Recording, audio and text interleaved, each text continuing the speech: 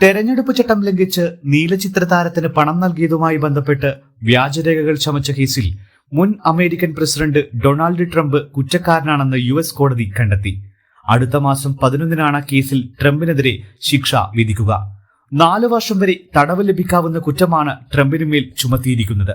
ഇത്തരം കേസുകളിൽ പിഴ, വീട്ടുതടങ്കൽ, തെരുവോരങ്ങളിൽ നിന്ന് ചവറുപെറുക്കുന്നത് ഉൾപ്പെടെയുള്ള സാമൂഹ്യ സേവനങ്ങൾ തുടങ്ങിയവയാകും മിക്കവാറും ശിക്ഷകൾ. കുറ്റം ചെയ്തതിൽ പശ്ചാത്താപമില്ലാത്ത ട്രംപിന്റെ മനോഭാവം ജഡ്ജി എങ്ങനെ കണക്കിലെടുക്കും എന്നതും നിർണായകമാണ്. കുറ്റകൃത്യം മൂലമുണ്ടായ പ്രശ്നങ്ങൾ ജഡ്ജി കണക്കിലെടുക്കും.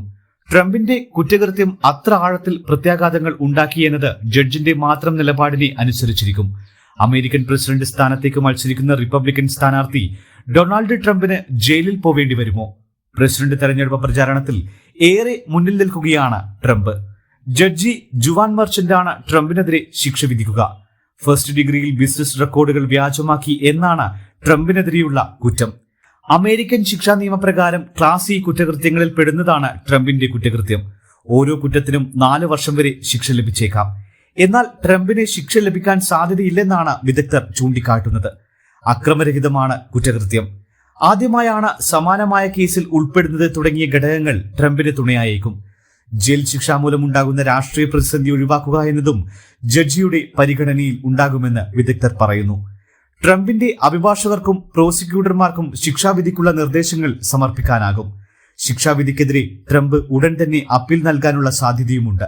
അപ്പീൽ പരിഗണനയിലിരിക്കെ ശിക്ഷ നടപ്പിലാക്കാൻ സാധ്യതയില്ല.